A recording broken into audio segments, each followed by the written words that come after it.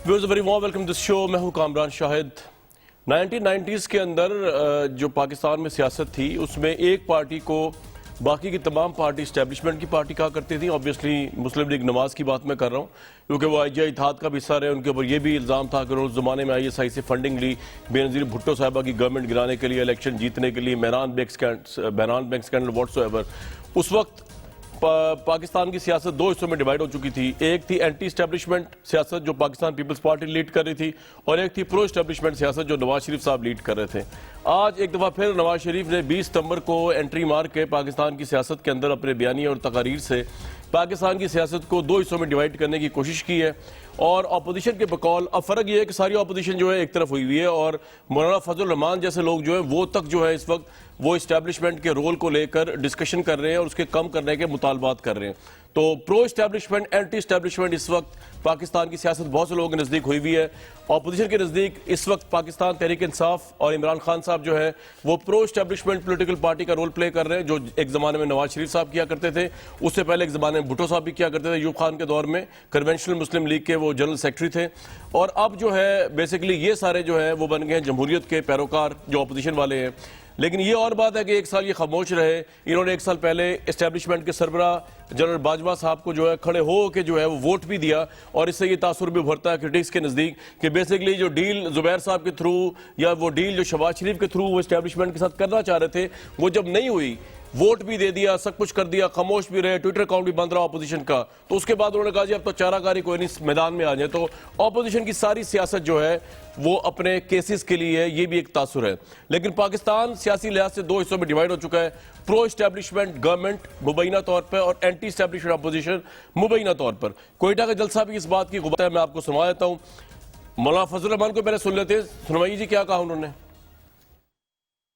आपके पास हुकूमत करने का अखलाकी जवाब भी नहीं रहा है। किस बुनियाद पर वजीर आजम कुर्सी पे बैठा है? अब पाकिस्तान कंगाल है। कट्टे का मंसूबा, मुर्गी का मंसूबा, अंडे का मंसूबा, लख लानत हो तुम्हारे इस तस्वर पर। जबकि मुल्क की मईशत तबाह हो चुकी, रियासत के लिए अब एक खतरे की घंटी बज गई है। हम इदारों के जिम्मेदारान का एहतराम करते हैं, लेकिन एक जाली हुकूमत की पुश्तीबानी करते हैं तो फिर उनसे गिला करना हमारा हक बन जाता है। आज भी जाली हुकूमत की पुष्पनाही से दस्तबरदार हो जाए, माजरत कर ले, हम आज भी उनको अपनी आंखों में बिठाने के लिए तैयार। पाकिस्तान के ऐसे मालिक अवाम को जानवर समझे। मैं अलल-ए-लान कहता हूं कि मैं ताकतवर से ताकतवर कुव्वत की भी इस हैसियत को तस्लीम करने के लिए तैयार नहीं हूं। बड़ी बेशर्मी के साथ कहते हैं हम NRO नहीं देंगे। NRO अब तुम्हारी जरूरत होगी। चरसियों और भंगियों की हुकूमत हमें नहीं चाहिए, हमें शरीफ लोगों की हुकूमत चाहिए। कोयटा के जलसे में बड़ी अजीब और गरीब गुफ्तगू हुई। व्यूअर्स, बलोचिस्तान को आज़ाद करने की पता नहीं क्या क्या बातें हुई। मरियम नवाज साहिबा ने जो आइन के ऊपर डिस्कशन की लासिर हासिल, वो भी आप सुन लें जरा। हमारी डिमांड है कि अपने हल्फ और आइन की पासदारी करो, सियासत से दूर हो जाओ, रियासत से ऊपर रियासत मत बनाओ, अवाम के मैंडेट पे डाके मत डालो, पॉलिसियां बनाना तुम्हारा काम नहीं है। कायदे आजम की रूह भी देख रही है कि उनकी तलकीन को आज मिट्टी में मिला दिया गया। इमरान खान सिलेक्टेड और उसके सिलेक्टर्स को ये कहते हैं कि इस तारीखी नाकामी के ऊपर तुम सब लोगों को इस्तीफा देना चाहिए। बहुत वार्म वेलकम जी उस्मान डार साहब, सेनेटर मुसद्दिक मलिक साहब, इरशाद भट्टी साहब। मुसद्दिक मलिक साहब, इस वक्त मेरे सामने भारतीय मशीर कौमी सलामती जो है अजीत दोवल, उसका बयान पड़ा हुआ है जिसके अंदर वो कह रहा है कि जी हम मफादात के तहफ़्फ़ुज़ की जंग मुल्क से बाहर भी लड़ेंगे, मुल्क के अंदर भी लड़ेंगे, पाकिस्तान को धमकी भी दे रहा है वो। ऐसे मौके पर आप लोगों की ये बयानिए, ये आपकी स्पीचेस, ये आपका फौज के ऊपर नवाज शरीफ साहब की स्पीच ऑब्वियसली हम सुनवा नहीं सकते, लेकिन उन्होंने जो स्पीच की सोशल मीडिया ने उसको दिखाया, उसके अंदर जिस तरह के हमले उन्होंने एक दफ़ा फिर डायरेक्टली किए इदारों के सरबराह के ऊपर, एक तरफ अजीत दोवल, एक तरफ हिंदुस्तान, एक तरफ आप लोगों का बयानिया, तो पाकिस्तान को तो आप मुश्किल में डाल रहे हैं। बीइंग अ नेशनल पार्टी, आपको एक नेशनल पार्टी की तरह गवर्नमेंट और दूसरे क्रिटिक्स कह रहे बिहेव करना चाहिए, ना कि दुश्मनों की तरह। मुसद्दिक मलिक साहब। जी कामरान साहब, बहुत शुक्रिया। ये बताइए आपके ख्याल में क्या बयानिया होना चाहिए? हमारे ख्याल में तो हम जो बयानिया पेश कर रहे हैं वो आइन की इजारादारी का है। ہم یہ کہہ رہے ہیں کہ کوئی بھی شخص آئین سے ماورا نہیں ہے. ہم یہ کہہ رہے ہیں کہ تاریخی طور پہ یا موجودہ اس وقت کے دور میں کوئی بھی ایسی چیز جو آئین کو تجاوز کرتی ہو یا آئین کے گرے ایریاز کو ایکسپلائٹ کرتی ہو, اس کی انٹرپریٹیشن کو ایکسپلائٹ کرتی ہو, وہ نہیں ہونی چاہیے. اگر آپ اس کو سمجھتے ہیں کہ یہ ملک کے خلاف ہے تو آپ بتائیے کہ ہمیں کیا بات کرنی چاہیے تاکہ مجھے کچھ اندازہ ہو کہ آپ کیا کہنا چاہ رہے ہیں. آپ مجھے پوچھ رہے ہیں, نہیں میں اس پہ آپ کو کیا بتا سکتا ہوں. میرے کہنے کا مطلب صرف یہ ہے, میرے صرف کہنے کا مطلب یہ کہ یہی جو ملٹری اسٹیبلشمنٹ کے سربراہ ان کو نواز شریف صاحب کے کہنے پر آپ لوگوں نے من حیث القوم من حیث الجماعت کھڑے ہو کے ووٹ دیا. اب اچانک ایسا کیا ہوا کہ وہی, کیونکہ جو الزامات نواز شریف صاحب لگا رہے ہیں اسٹیبلشمنٹ کے سربراہ کے اوپر, یہ تو اس الیکشن سے پہلے کے ہیں اور اس الیکشن کے بعد کے, جب پنجاب گورنمنٹ کس طرح بنی کس طرح نہیں بنی, اس وقت آپ لوگوں نے جب کھڑے ہو کے ان کو ووٹ دیا, اگر آپ اس وقت کھڑے ہو جاتے اور کہتے کہ جناب یہ معاملات ہے تو آپ کی آواز میں زیادہ وزن ہوتا. اب تو پرسیپشن ہی جا رہا ہے کیونکہ آپ کو یہاں سے آپ کی ملاقاتیں شہباز شریف صاحب کی, زبیر صاحب کی ملاقاتوں کا آرمی چیف کے ساتھ کوئی سمر نہیں نکلا, قانون کی بالادستی پہ انہوں نے بات کی, انہوں نے آپ کے کیسز میں ختم نہیں کر سکتا, تو اس کے بعد آپ ان کے پیچھے ہاتھوں کے پڑ گئے. تو اس موقع پہ جب پاکستان کے سارے محاذ گرم ہیں, آپ کو لگتا ہے کہ یہ بہت اچھی بات ہو رہی ہے نواز شریف صاحب کی اور آپ کی پارٹی کی طرف سے؟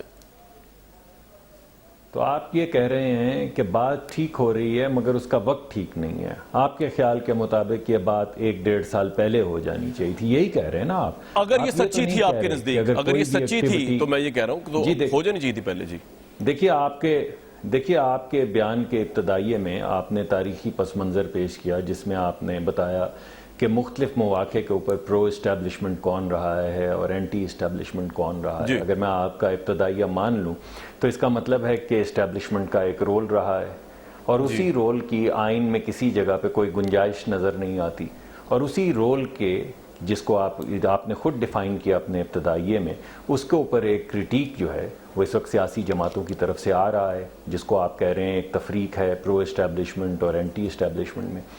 اگر یہ صرف تاریخ تک رہتا منحصر, صرف تاریخ منحصر کہہ رہا ہوں, معافی چاہتا ہوں, اگر صرف تاریخی طور پہ یہ درست ہوتا تو چلیں ہم یہ بات مان لیتے.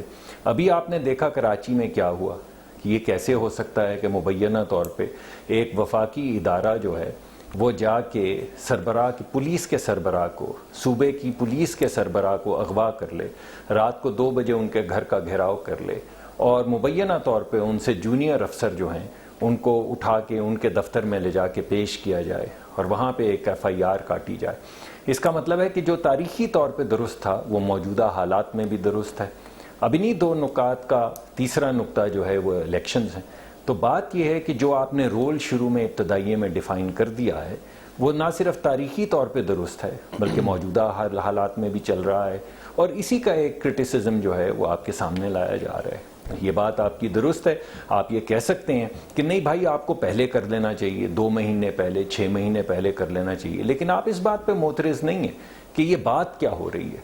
یعنی کوئی بھی شخص جو سمجھتا ہے کہ آئین کی بالادستی ہونی چاہیے اور قانون کے تحت کسی گراؤنڈ رول کے تحت اس ملک کو چلنا چاہیے, وہ اس بات کے خلاف تو نہیں ہے. آپ تو صرف 2 نکات پیش کر رہے ہیں. ایک یہ کہ ہو سکتا ہے آپ بھی کبھی کسی زمانے میں بینیفیشری رہے ہوں, اور اگر رہے بھی ہوں بینیفیشری تو مقدمہ وہی ہے جو آپ کے سامنے پیش کیا آپ کا یہ پوائنٹ آ گیا جی. اور آپ یہ کہہ رہے ہیں کہ آپ 6-8 مہینے پہلے کہہ دیتے. اگر 6-8 مہینے پہلے بھی کہہ دیتے تو جو بات کہہ رہے ہیں وہ تو آپ بھی یہ مان رہے ہیں کہ ٹھیک ہے, تو اس میں غلط بات کوئی نہیں ہے. ٹائمنگ پہ بھی بحث کی جا سکتی ہے. مصدق صاحب بات ہوتی ہے کہ جب آپ کی جو انٹینشن ہے اور اس کی کریڈیبلٹی جو ہے وہ دیکھنی پڑتی ہے کہ کس انٹینشن, کس انٹینسٹی, کس کریڈیبلٹی سے بات کی جا رہی ہے. تو یہ تو عوام فیصلہ کرے گی, میں تو کوئی ہوں نہیں فیصلہ کرنے والا. کامران صاحب جی وہ آپ ٹھیک ہیں, لیکن آپ ماشاءاللہ اہل قلم ہیں. اگر میں آپ کی بات مان بھی لوں اور میں کہوں کہ چلیں آپ کو اگر شک ہے اور آپ اس شک کا اظہار کرتے ہیں, اور آپ سے میرا مطلب آپ نہیں ہے, کوئی بھی شخص, عثمان صاحب میرے دوست ہیں, یہ کرتے ہیں, اگر آپ شک بھی کر بھی لیں تو چلیے ٹھیک ہے, مگر جو بات ہو رہی ہے اس کے تو آپ خلاف نہیں ہے نا. آپ جو بات ہو رہی ہے کہ پاکستان کے سیاسی نظام کے اندر, جی پوچھ لیجئے ڈار صاحب. یہ جو بات, ایک تو بہت وارم ویلکم, سالوں بعد صدیوں بعد آپ پروگرام میں تشریف لائے. آپ بہت بزی تھے ٹائیگر فورس کے لیے, اور آپ نے دیر از نو ڈاؤٹ کہ آپ کی ایبسنس میں میں نے کہا کہ کام آپ نے بڑا اچھا کیا. اور یہ اور بات ہے کہ ہم ٹائیگر فورس کی جو مانیٹرنگ ہے اس کے اوپر ضرور کرٹیسزم کرتے ہیں, ان کو جو رول دیا جا رہا ہے, اور پرائم منسٹر اس نے خطاب میں بڑا کلیئرلی کہا کہ ٹائیگر فورس صرف موبائل کی فوٹیج وغیرہ بنائے, اس سے آگے نہ بڑھے. تو آپ نے کام بڑا اچھا کیا, بہت وارم ویلکم آپ کو پروگرام میں. ڈاکٹر صاحب, یہ جو بیانیہ نون لیگ کی طرف سے آ رہا ہے, میں بار بار نواز شریف صاحب کا نام لینا نہیں چاہ رہا, لیکن obviously ایک ہی بات ہے ان کی طرف سے بیانیہ جو آ رہا ہے, آپ اپنے ہارٹ اینڈ ہارٹ میں سمجھتے ہیں کہ واقعتاً جس طرح کراچی کے واقعات ہو جاتے ہیں, جس طرح باقی اور واقعات ہو جاتے ہیں, یہاں پر آئین کی اجارہ داری یا آئین کی بالادستی نہیں ہے, پرائم منسٹر کو چیزوں کا پتہ نہیں ہے, پرائم منسٹر کے اوپر چیزیں ہو رہی ہیں, یا پرائم منسٹر ان چیزوں میں ساتھ ملے ہوئے ہیں, انہوں نے ایک الائنس بنایا ہوا ہے, پرو اسٹیبلشمنٹ الائنس جس کو اپوزیشن بول رہی ہے, اور اس میں ہماری پارلیمنٹ ربر سٹیمپ بن رہی ہے, اس میں ہمارا قانون جو ہے, دستور جو ہے, وہ بالکل irrelevant بن رہا ہے. آپ ایگری کر رہے ہیں اس انالیسس سے ایٹ لیسٹ اپوزیشن کے, یا نہیں؟ نہیں, دیکھیں میں کامران اس بیانیے سے بالکل اتفاق نہیں کرتا. آپ پرو اسٹیبلشمنٹ اور اینٹی اسٹیبلشمنٹ الائنس کی بات کر رہے ہیں. میں سمجھتا ہوں آج پرو پاکستان اور اینٹی پاکستان بیانیہ چل رہا ہے. وہ دیکھیں, یہ اپوزیشن یا پی ڈی ایم کی اگر آپ بات کریں, یہ کسی ایک ادارے کی بات نہیں کر رہے, یہ آپ کی رینجرز کی بات کر رہے ہیں, یہ ایف آئی اے کی بات کر رہے ہیں, یہ نیب کی بات کر رہے ہیں, یہ ہماری عظیم پاک فوج کو جس طرح ٹارگٹ کر رہے ہیں. ہمارے قابل احترام ججز کے بارے میں یہ کیا کہتے ہیں, وہ 5 ججز جنہوں نے فیصلہ دیا ان کے خلاف, وہ تک یہ مانتے نہیں ہیں, کہتے ہیں ججز سے من پسند فیصلے کروائے جا رہے ہیں. کوئی ایک ادارہ کامران بتائیں آج پی ڈی ایم کہہ رہی ہو پاکستان میں ٹھیک ہے. اینٹی پاکستان نیریٹو یہ دے رہے ہیں. کل بلوچستان میں جلسہ تھا, پوری قوم نے دیکھا بلوچستان کے لوگ شہید ہوئے, ہماری عظیم پاک فوج نے شہادتیں دی وہاں دہشت گردی سے. کسی ایک شخص نے بھی ہندوستان کے خلاف بات کی, ان کی دہشت گردی کی بات کی بلوچستان میں. کلبھوشن پکڑا گیا وہاں, اس کی انہوں نے بات کی, کیونکہ نریندر مودی کے جگری یار ہیں میاں نواز شریف صاحب. کس طرح اپنے دوست کو ناراض کر سکتے تھے کل؟ اور پھر آپ خود ہی فرما رہے ہیں آزاد ریاست تک کی بات کی.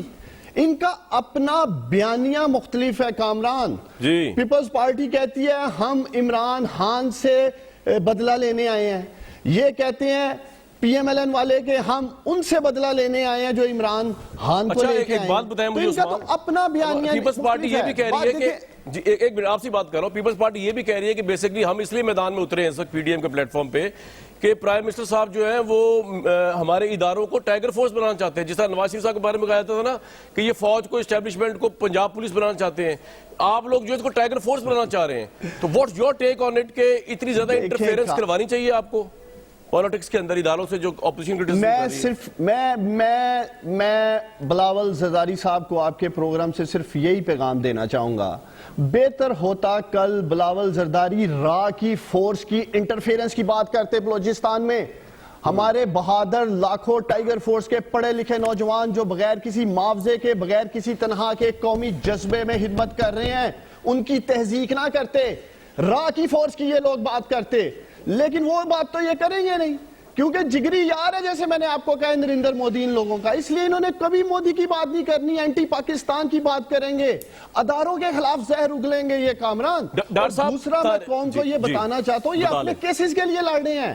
لیکن مجھے ایک بات سمجھائیں ڈاکٹر صاحب, مجھے ایک بات سمجھائیں کہ تاریخی طور پہ جو پارٹی, ڈاکٹر صاحب تاریخی طور پہ جو پارٹی پرو اسٹیبلشمنٹ ہوتی ہے وہ دوسری پارٹی کو جو ہے وہ غدار کہہ دیتی ہے. یہ جانے اور بوجھے بغیر کہ دوسری طرف جو لوگ ہیں وہ بھی پاکستانی عوام کے ووٹوں سے آئے ہوئے ہیں. اگر آپ نے 1.5-2 کروڑ ووٹ لیا تو انہوں نے بھی آلموسٹ آپ کے مقابلے میں ساری 12 پارٹی اتنے ہی ووٹ لیا ہے. ان کی قیادت کو, ان کی پارٹی کو غدار کہنا, مودی کے ساتھ کہنا, اس کا مطلب یہ کہ آپ پورے پاکستانی قوم کے مینڈیٹ کی توہین آپ بھی کر رہے ہیں, اور اس سے ہندوستان کو بڑا فائدہ ہوگا کہ اپوزیشن جو ہے وہ کہہ رہی ہے کہ تباہ ہو گئے ادارے, اور گورنمنٹ کہہ رہی ہے کہ آپ ہندوستان سے ملے ہوئے. تو اس ملک میں محب الوطن کوئی ہے, کوئی بچہ ہے اس ملک میں؟ دیکھیں کامران, آج تو وہ لوگ بھی شرمندہ ہوں گے, آج وہ لوگ بھی شرمندہ ہوں گے جنہوں نے پی ایم ایل این کو بالخصوص ووٹ دیا. ڈاکٹر مصدق صاحب کی لیڈرشپ اعلانیہ ہمارے عظیم پاک فوج کے سپہ سالار کے خلاف زہر اگلتی ہے. D G I S I کا نام لے کے یہ کس طرح ان کو ٹارگٹ کرتے ہیں, کیا یہ بھارت کا بیانیہ نہیں ہے؟ دوسری طرف میں ڈاکٹر مصدق صاحب سے پوچھتا ہوں نا, یہ قوم کو بتائیں کہ جنرل باجوہ نے کون سا آئین توڑا ہے کامران؟ قوم جاننا چاہتی ہے ان لوگوں سے, کون سا آئین توڑا ہے D G I S I نے جس کی یہ بات کرتے ہیں کہ انہوں نے آئین توڑ دیا ہے؟ اگر انہوں نے صرف 2 باتیں کہی ہیں, محمد زبیر صاحب جب ان کے پاس گئے کامران, انہوں نے کہا اپنے سیاسی معاملات جا کر پارلیمنٹ میں حل کریں, اپنے قانونی معاملات عدالتوں میں حل کریں. اس دن کے بعد یہ ایک ایجنڈے کے تحت ہمارے آرمی چیف کے خلاف زہر اگل رہے ہیں, D G I S I کے خلاف زہر اگل رہے ہیں, ہماری عظیم پاک فوج ان کے خلاف یہ زہر اگل رہے ہیں, اور انڈیا کا بھارت کا نیریٹو ہے جو یہ لوگ زبان اختیار کرتے ہیں. پاکستان کی بات کریں, ایشوز کی بات کریں. آپ کا یہ پوائنٹ آ گیا, ایشوز کی بات کرتے ہیں, ٹھیک نہیں ہے اس کی بات کریں. ڈار صاحب پوائنٹ آ گیا, آپ اپنی باری میں جواب دیں گے. مصدق ملک صاحب کے جنرل فیض صاحب نے یا باجوہ صاحب نے کون سا عہد توڑا ہے, لیکن مجھے یہ پتا ہے کہ شہباز شریف صاحب کی جو ملاقات ہوئی آرمی چیف کے ساتھ, مجھے اپنے سیاسی ذرائع سے بتائیے, اس کے اندر جس طرح انہوں نے ریکویسٹیں کی اپنے کیسز کی اور حمزہ شہباز شریف کی رہائی کی, تو یہ جن لوگوں کے خلاف اس وقت پوری لیڈرشپ کھڑی ہوئی نون لیگ کی, آپ تو ان کے پاس جا کے منتیں ترلے کرتے رہے, جناب ہمیں رہا کرا دے. جب انہوں نے کہا کہ ہم رہا نہیں کر سکتے, ہمارے اختیار میں نہیں, آئین قانون کا معاملہ تھا ان کے بھی, اس لیے آپ کی نیت پہ شک ہے. لیکن ضرور جواب دیجئے کون سا عہد توڑا ہے. ایشوز پہ بات کرنی چاہیے. بھٹی صاحب, میں یہ سمجھتا ہوں کہ پیپلز پارٹی اور نون لیگ اس لاسٹ الیکشن کے بعد پولیٹیکلی ختم ہو چکی تھی. عمران خان صاحب کو ایک بہت چارج کراؤڈ, ایک چارج عوام کا ویلکم, سارے اداروں کی سپورٹ, اتنی سپورٹ بھٹو صاحب کو شاید نہیں ملی, اداروں کی اتنی سپورٹ کسی پاکستان کے پرائم منسٹر کو نہیں ملی جو عمران خان صاحب کو ملی. لیکن یہ عمران خان صاحب کی گورنمنٹ کی انکمپٹنس ہے, مہنگائی کو لے کر ہو, اکنامک ویژن کو لے کر ہو, باقی معاملات کو, کہ آج نون لیگ اور پیپلز پارٹی اور مولانا فضل الرحمان آؤٹ آف پروپورشنلی ایک پولیٹیکل ریئلٹی بن چکے ہیں. وہ ان کو چیلنج کر رہے ہیں, وہ پولیٹیکل امپیکٹ کریٹ کر رہے ہیں. یہ سب کچھ عمران خان صاحب کا کارنامہ ہے جو انہوں نے کیا ہے. آپ ایگری کریں گے اپنی بیڈ گورننس سے یہ بھی ایک کرٹیسزم ہے بہت بڑا گورنمنٹ میں. بھٹی صاحب ذرا اس ایشو کو ایڈریس کریں پلیز. بالکل کامران بھائی 100% آپ ٹھیک کہہ رہے ہیں کہ وہ اپوزیشن جو 10 سال کم از کم, لوگ تو 20 سال کہتے ہیں لیکن 10 سال میرا خیال ہے کہ کھڑی نہیں ہو سکتی تھی, اس کو عمران خان صاحب نے اپنی شاندار گورننس, شاندار پرفارمنس, شاندار اقدامات سے دوبارہ قدموں پر کھڑا کر دیا ہے. پہلی بات. دوسری بات, میں پھر یہ ضرور کہنا چاہوں گا کہ اللہ کے نام پہ ہمارے بہت سارے اختلافات ہیں, ہم اس وقت بہت ساری چیزوں میں الجھے ہوئے ہیں, لیکن یہ غدار کافر کا کھیل نہ کھیلیں اور سیاست کو سیاست سمجھ کے کریں. یعنی آج گستاخانہ خاکے پر جو تھا, وہ جو فرانس اور وہ جو اتنی مقابلے اس پہ جو اسمبلی کا اجلاس, ہاں اس میں خواجہ آصف صاحب یعنی قرارداد وہ پاس کرنی تھی, خواجہ آصف صاحب بولے حکومت لپیٹی جا رہی ہے, تھوڑا وقت ہے, درجنوں لوگ ہم سے رابطے میں ہیں, اور قریشی صاحب اس پر بول پڑے کہ نریندر مودی کی روح خواجہ آصف میں ہے, احسن اقبال صاحب بول پڑے کہ ہمیں بھارتی ایجنٹ کہا گیا ہے آپ معافی مانگیں, اور پھر جو ابھی آپ نے سنایا مولانا صاحب کی بات کہ چرسیوں اور بھنگیوں کی حکومت ہے, لاکھ لعنت تمہارے تصور حکومت پر, یہ مولانا صاحب کی زبان تھی.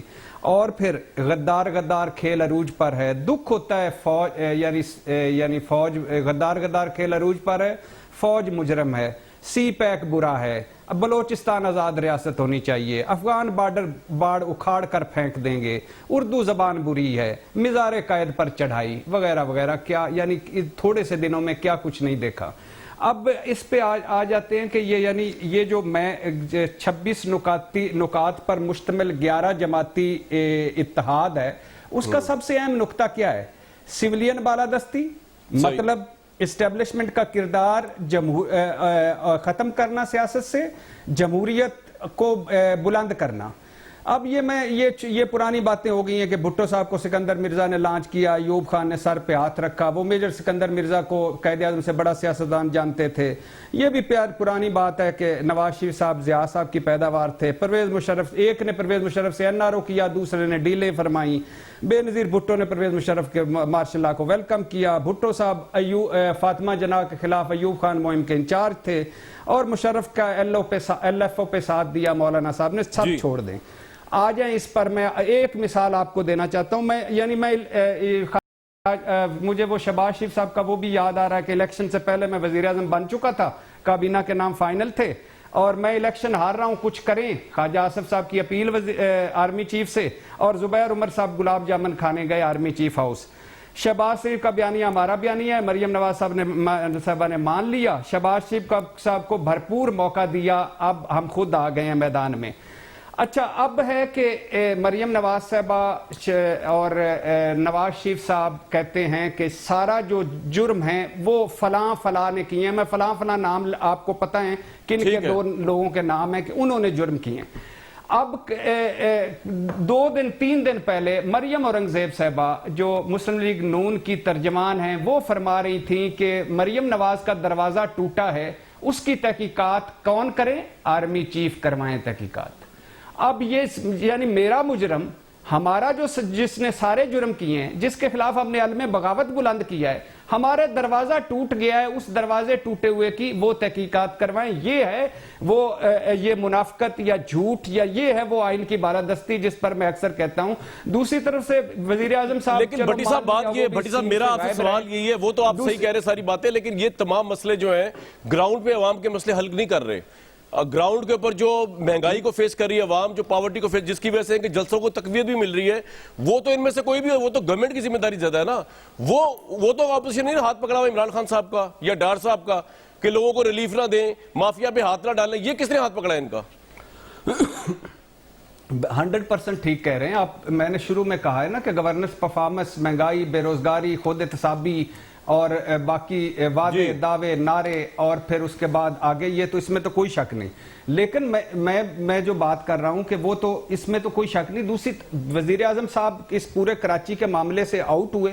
दूसरी तरफ से जो आइन, जमहूरियत और कानून और इन सारे के बालादस्ती का जो अलमबरदार बिलावल साहब थे, उन्होंने भी वजीर आजम साहब को उन्होंने वो जो कहा कि वो जो महकमा एक मुबैना तौर पर दूसरे के किया, उसकी भी तहकीकात कर कौन करे? आर्मी चीफ और DGI। राइट। तो कल भी आप आप ये कह रहे हैं कि ये ऑपोजिशन खुद भी सुप्रीमेसी को नीचे करके तो आर्मी को अपील करती है। मैं एक ब्रेक लूंगा भट्टी साहब इसमें, और सवाल जो मैं छोड़े जा रहा हूं ना, बेसिकली आपका ये पॉइंट आ गया, सवाल मैं छोड़े जा रहा हूं। जरूर मुसद्दिक मलिक साहब बताएं कि जो इदारों के सरबराहान को जिस तरह कंट्रोवर्शियल किया जा रहा है, आइन कहां तोड़ा है? ये डार साहब सवाल पूछ रहे हैं, और डार साहब से मैं जरूर सवाल पूछूंगा। डार साहब, आप उस फंक्शन में मौजूद थे जिसमें इमरान खान साहब मुंह पे हाथ रख के कहते हैं इमरान उसको नवाज शरीफ को वापस लेके आऊंगा। चले भाई, उसको मुंह पे हाथ रख के वापस ले आए, लेकिन मुंह पे हाथ रख के भाई इस महंगाई को, जिनको भी तो वापस करें, इस चीनी के बुरहान को भी तो कंट्रोल करें। इसका सवाल आपसे होना है। अवाम ने ये तो आपसे पूछ रहे नहीं कि जिस नवाज शरीफ को आपने बाहर भेजा उसको वापस क्यों लेके नहीं आए। वो तो मुझे पता है वो आपको प्रॉब्लम दे रहा है, उसकी वजूहात बड़ी डीप है, लेकिन अवाम को ये नवाज शरीफ प्रॉब्लम नहीं दे रहा, अवाम को महंगाई प्रॉब्लम दे रही है। वो कब वापस आएगी, उस पर कब मुंह पे हाथ फेरेंगे? ये सवाल जरूर पूछूंगा डार साहब से एक ब्रेक के बाद। जी,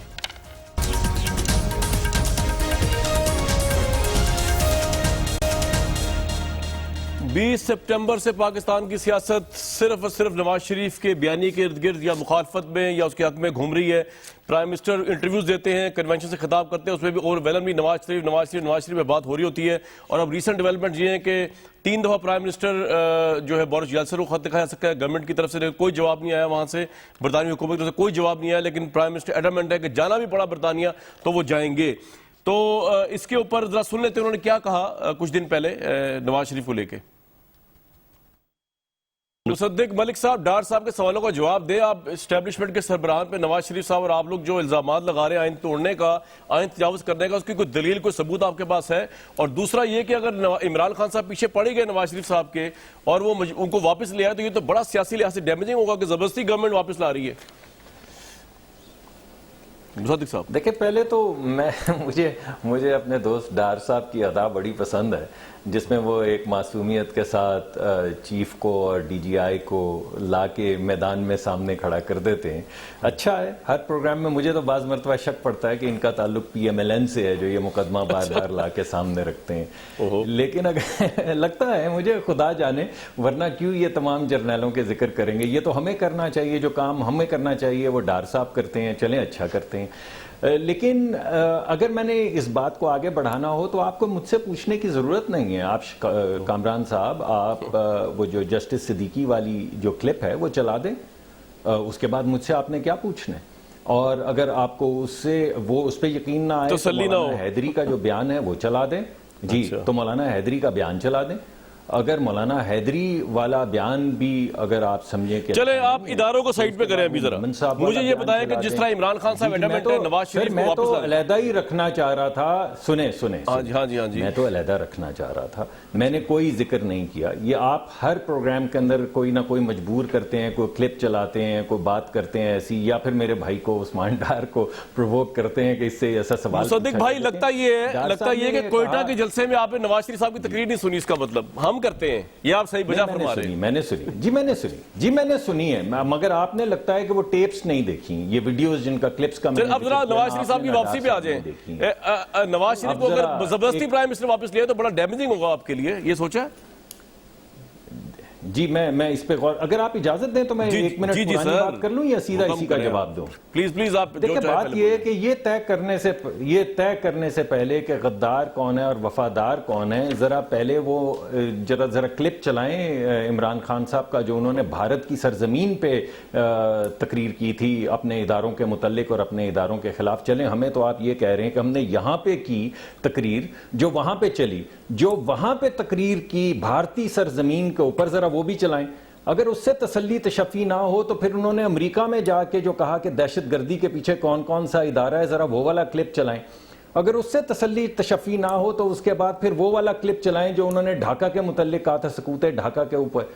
تو یہ 3 چلائیں اور پھر مجھے بتائیں کہ غدار کون ہے اور وفادار کون ہے۔ اگر آپ نے یہ فیصلہ کرنا ہی ہے کہ غدار کون ہے اور وفادار کون ہے، ٹھیک ہے جی، آپ کا پوائنٹ آ گیا۔ یہ بتائیے، لیکن میں آپ کو صرف یہ کہنا چاہوں گا، عمران خان کو فالو کر رہے ہیں۔ سر ابھی نہیں آیا جی بتائیں، کامران شاہد صاحب ابھی نہیں آیا۔ پہلے ذرا یہ بتائیں کہ ایک آرڈیننس کے ذریعے کلبھوشن کو جو آپ نے دیا ہے ریلیف، وہ آپ کیوں چھپاتے رہے، پارلیمان میں نہیں لائے اور ایک آرڈیننس کے ذریعے اس کو ریلیف دیتے رہے، اس کو قانونی تحفظ دیتے رہے؟ کیوں دیتے رہے بھائی اگر وہ اتنا بڑا غدار ہے؟ یہ جو آپ نے کشمیر سیٹل کیا ہے، یہ ہم نے سیٹل کیا ہے، یعنی جو کام 72 سال میں 70 سال میں نہیں ہو سکا وہ آپ نے کر دیا۔ تو یہ بتائیے کہ آپ نے جو حملہ کیا، آپ کے سر بہت سوالات ہو گئے آپ کے، اب جواب لینے کا بھی ٹائم دے دیجیے سر کو۔ ٹھیک ہے مصدق صاحب، کافی سوالات، بڑی لمبی میرے پاس چیزیں وہ ہم انشاءاللہ پارٹ 2 کریں گے اس کا پروگرام کا۔ بس ایک منٹ ذرا ڈار صاحب، سارے مسئلے چھوڑ کے پرائم منسٹر نواز شریف کے پیچھے ہاتھ دھو کے پڑے ہوئے ہیں، حالانکہ ہمیں پتہ ہونا چاہیے کہ وہاں کا پرائم منسٹر اتنا آزاد نہیں، اتنا پاکستان کا پرائم منسٹر ہے کہ ایک پرائم منسٹر ان کو کہے گا اور وہ مان جائیں گے۔ وہاں پہ ایک قانونی پروسیس ہے، ایک لانگ پروسیس ہے۔ آپ اپنی فرسٹریشن کیوں شو کر رہے ہیں نواز شریف کو لے کے؟ مہنگائی کو لے کے شو کریں سر، اس کے لیے کچھ کریں ڈار بھائی۔ دیکھیں، میں آپ کے سوال پہ آ رہا ہوں، 2 باتوں کا میں ڈاکٹر صاحب کو جواب دینا چاہتا ہوں۔ ایک تو ڈاکٹر صاحب، آپ اور آپ کے لیڈر بلکہ نریندر مودی کے جگری یار نواز شریف کی خواہش ہو سکتی ہے کہ کلبھوشن رہا ہو جائے۔ انشاءاللہ تعالی ہماری حکومت میں کہیں نہیں جانے والا۔ وہ آپ لوگ ہی تھے جو کلبھوشن کا نام تک نہیں لیتے تھے اور گھبراتے تھے۔ بتائیں نا میاں صاحب نے کس فورم میں کلبھوشن کا نام لیا تھا؟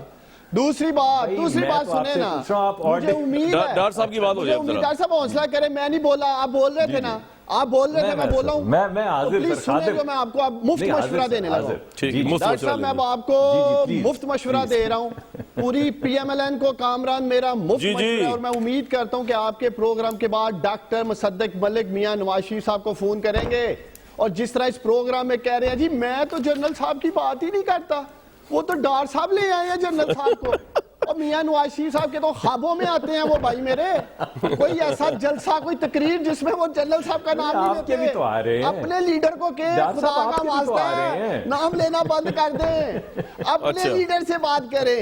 مجھے کہہ رہی ہے کہ میں نام لیتا ہوں، کل بھی بلوچستان میں، اور آپ ڈار صاحب ہمارے جو پرائم منسٹر، ایک منٹ، ہمارے جو پرائم منسٹر ہیں ان کو جو دن رات نواز شریف صاحب کے خواب آتے رہتے ہیں، اتنی محبت پہلے بھیجا، جدائی لی، اب کہہ رہے ہیں جدائی برداشت نہیں ہو رہی، پرائم منسٹر عمران خان کہہ رہے ہیں، اب کہہ رہے ہیں میں پرائم منسٹر تک سے ملوں گا اور نواز شریف کو واپس لے کے آؤں گا۔ ایسا نہیں ہے، لمبا پروسیس ہے، ایسا نہیں ہے کامران۔ جی جب ایک وزیر اعظم نے انسانی ہمدردی کی بنیادوں پہ جانے دیا انہیں ملک سے باہر، ہم شرمندہ ہیں۔ سر میں سلوٹ مارتا ہوں آپ کو ڈار صاحب۔ وارڈ ایکٹنگ کرنے والا شخص جا کے باہر بیٹھا ہے، اور اس سے بھی بڑی شرمندگی یہ ہے کہ وہ ہمارے اداروں کے خلاف زہر اگل رہے ہیں، اداروں کے سربراہان کے خلاف زہر اگل رہے ہیں۔ پوری قوم دیکھ رہی ہے، کامران بالخصوص پی ایم ایل این کا ورکر دیکھ رہا ہے کس طرح ایک کاغذی شیر کی طرح میاں نواز شریف باہر بیٹھے ہیں۔ اگر حقیقی لیڈر ہیں، خود کو نیلسن منڈیلا پیش کرتے سر پوائنٹ آ گیا آپ کا۔ اس سے پہلے کہ ہم بھٹی صاحب کے پاس جاؤں گا میں۔ بھٹی صاحب، گورنمنٹ کی ہمدردی اور شرمندگی کا اپنا ہی کرائیٹیریا ہے۔ گورنمنٹ کو انسانی ہمدردی نواز شریف سے تھی، ایک کرمنل کو جانے دیا، عوام سے نہیں ہے پاکستان کے جو مر رہی ہے مہنگائی سے، ان کو اس بارے میں یعنی کہ بہت زیادہ شرمندگی ہو رہی ہے، بیسیکلی وہ کیوں باہر گئے میں۔ اب یہ شرمندگی نہیں ہو رہی کہ مہنگائی کس طرح کور کی جائے۔ بھٹی صاحب، یہ عجب کرائیٹیریا نہیں ہے شرمندگی کا اور انسانی ہمدردی کا گورنمنٹ کی؟ دیکھیے پہلی بات تو یہ ہے کہ میں نے اچھی بات ہے وزیر اعظم صاحب لندن جائیں اور ان کی وہ ہو جائے گی تھوڑی سی وہ باہر بھی جائیں گے, تھوڑا سا اس سلسلے سے نکلیں گے, آؤٹنگ ہو جائے گی, بورس جانسن سے ملیں گے بھی. لیکن وہ پھر وہ اگر وہ جب نواز شریف صاحب کی بات کریں تو ساتھ جہانگیر ترین صاحب کی بھی کر لیں, کیونکہ وہ بھی لندن سے باہر 12 ایکڑ کے فارم ہاؤس میں ہیں, تو وہ ان کو بھی لیتے آئیں. دوسری بات یہ ہے کہ خدا کے لیے ایمان سے اب جب میں کامران بھائی جاتا ہوں نا, گھر جاتا ہوں یا محلے میں پھرتا ہوں یا لوگوں سے ملتا ہوں, تو لوگ مذاق اڑاتے ہیں, کہتے ہیں اچھا آج پھر تسی نواز شریف صاحب دی گفتگو کر رہے سی, آج پھر نواز شریف صاحب دی تقریر تے پروگرام ہو رہے سن, آج پھر وہ اپوزیشن تے ہو رہے سن, آج پھر حکومت تے ہو رہے سن, آج پھر وہ ساڈی گل کدوں کرو گے. یعنی جب وہ یہ کہتے ہیں نا تو میں شرمندہ ہوتا ہوں کہ آپ کی بات نہ اپوزیشن کر رہی ہے, نہ آپ کی بات حکومت کر رہی ہے, نہ آپ کی بات صحافت کر رہی ہے, نہ آپ کی بات سیاست کر رہی ہے. خدا کے لیے مہنگائی سر سے اوپر نکل گئی ہے, بے روزگاری. نہیں بھٹی صاحب مجھے ایک بات ہے, بھٹی صاحب میرا ایک سوال ہے آپ سے, نہیں بھٹی صاحب میرا ایک سوال ہے, اس بات کو چھوڑیں اور اس سوال کا جواب آپ نے دینا, بریک سے واپس آؤں گا, آپ سے بات کروں گا کہ تمام تر طاقت ہونے کے باوجود پرائم منسٹر مہنگائی پہ اور مافیاز پہ قابو کیوں نہیں پا سکے.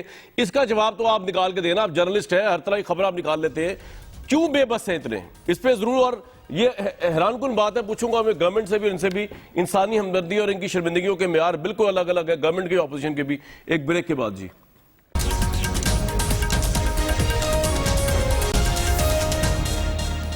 بھٹی صاحب پاکستان کے طاقتور ترین پرائم منسٹر عوام کو ریلیف دینے, مافیاز پہ ہاتھ ڈالنے میں ناکام. 40 سیکنڈ چاہیے مجھے آپ کے, کیوں وائی؟ اگر اس 40 سیکنڈ کو بھی اگر آپ مختصر ترین کر لیں تو اس کا ایک فقرے میں اگر آپ جواب سنیں تو وہ یہ ہے کہ ہر شاخ پر بزدار بٹھا رکھا ہے. واہ. کچھ انج بھی راواں اوکھیاں سن, کچھ سانو مرن دا شوق بھی سی, وہ یہ کوئی کہتے کچھ انج بھی راواں اوکھیاں سن, کچھ گل جگہ دا توق بھی سی. یعنی بیسیکلی بنیادی بات یہ ہے بھائی جان کہ عمران خان صاحب کی نیت, عمران خان صاحب کی ایمانداری, right people for right job نہیں. اور اس کے بعد آپ حال دیکھ لیں ساروں کا کہ سال پہلے ہم گندم چینی بھجوا رہے تھے, سال بعد منگوا رہے ہیں. اللہ خیر اور بیڑے پار. رائٹ. ڈار صاحب آپ کی پرائرٹی نواز شریف ہے اس وقت, عوام نہیں ہے, مہنگائی نہیں ہے؟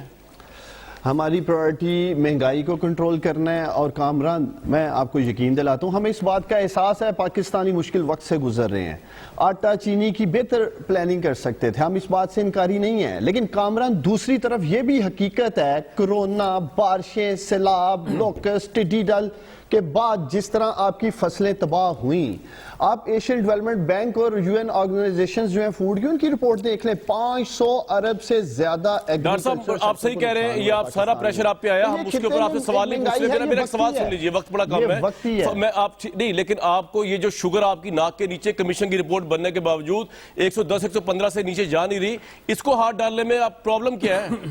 مطلب کیوں نہیں آپ اتنے بے بس کیوں ہیں طاقتور ترین ہو کے بھی؟ چند ہفتوں میں دیکھیں کامران, جو سپلائی اور ڈیمانڈ کا ایک امبیلنس موجود تھا نا مارکیٹ میں, گورنمنٹ نے امپورٹ کر لیا ویٹ اور چینی. آپ اگلے چند ہفتوں میں دیکھیں گے انشاءاللہ تعالی یہ 75-80 روپے پہ. مصدق ملک صاحب نواز شریف صاحب کے پیچھے پڑ گئی ہے اب گورنمنٹ, ٹھیک ہے نا, ڈار بھائی میرے ساتھ ہی رہیے گا, پیچھے پڑ گئی ہے اور لگ یہ رہا ہے کہ ایکسٹریڈیشن کی ٹریٹی نہ ہونے کے باوجود ڈیپوٹیشن کے لیے جائے گی گورنمنٹ, اور یہ بھی نہ ہوا, ڈیپوٹیشن بھی نہ ہوئی, تو پھر آپ کے لیے بڑا مشکل مسئلہ ہو جائے گا کہ ہو سکتا ہے کو سیاسی پناہ لینی پڑ جائے, اور سیاسی پناہ نون لیگ کی سیاسی موت ہے.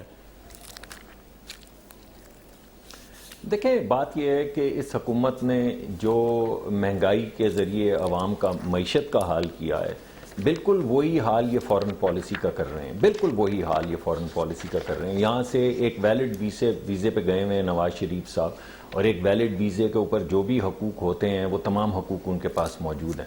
حکومت نے ایک تھیٹر کھڑا کر دیا ہے جس کے اندر لا کے برطانوی حکومت کو کھڑا کر دیا سڑک کے اوپر, اور ان کو ایسے الزام دے رہے ہیں جیسے وہ طرفداری کر رہے ہیں. بالکل اسی طرح کا رویہ انہوں نے ایک دوست ملک سے اپنایا, جس پہ وزیر خارجہ نے بات کی اور بعد میں معافیاں مانگنے کے لیے بڑے بڑے لوگوں کو جانا پڑا. بالکل یہی رویہ تھا ان کا ملیشیا کی طرف اور ترکی کی طرف جب انہوں نے کہا کہ ہمیں کسی نے روکا ہم رک گئے. بالکل یہی رویہ تھا ان کا فرانس کے صدر کے متعلق جب فرانسیسی صدر نے نہیں بلکہ ایمبیسی نے فون کیا صرف اپوائنٹمنٹ کے لیے کہ وہ فون کرنا چاہتے ہیں مبارکباد کا, اور انہوں نے کہا اس نے مجھے فون کیا تھا, میں بزی تھا, میں نے کہا بھاگ جاؤ اس وقت میرے پاس وقت نہیں. بالکل یہی رویہ تھا ان کا جب امریکی صدر نے ٹیلی فون کیا اور اس کے بعد انہوں نے بیانیہ جاری کیا کہ ہم نے دہشت گردی پہ بات کی اور ہم نے کہا کہ ہم نے تو نہیں کی. انہوں نے کہا اچھا پھر ہم وہ جو ٹرانسکرپٹ ہے وہ ریلیز کر دیں, تو ہم نے کہا نہیں رہنے دیں. بالکل یہی رویہ تھا جب وائس پریزیڈنٹ ادھر آئے اور انہوں نے کہا رائٹ سر, وقت کی قلت ہے, بہت شکریہ. پروگرام کا کنکلوژن تو صرف یہی بن سکتا ہے حکومت نے انسانی ہمدردی کو جوڑ دیا نواز شریف صاحب کے ساتھ, اس کے لیے انہوں نے ان کو باہر بھیج دیا. شرمندگی کو جوڑ دیا اس بات کے ساتھ کہ وہ واپس نہیں آ رہے, وہاں بیٹھ کے بیانات دے رہے ہیں. حالانکہ انسانی ہمدردی میں پہلے بھی کہا اس عوام کے ساتھ ہونی چاہیے جو مر رہی ہے, پس رہی ہے مہنگائی کے نیچے, پاورٹی کی لائن کے نیچے, اور شرمندہ اس بات پہ ہونا چاہیے کہ آپ نے اپنے پولیٹیکل سسٹم میں وہ ڈیپتھ پیدا نہیں کی اب تک کہ وہ قیادت آئے اس پارٹی کے اندر سے نکلے جو عوام کے متعلق سوچے, نہ کہ وہ ایلیٹس جو آج بھی براجمان ہے. میں ڈار صاحب کی بات نہیں کر رہا, ورکر ہیں وہ تو, لیکن ایلیٹس کا قبضہ ہے اس ملک میں, ایون تحریک انصاف کے انڈر بھی. تو یہ کیا ریلیف دیں گے عوام کو اور مافیا سے کیا جان چھوڑیں گے؟ They are part of mafia. کل تک دیجیے اجازت.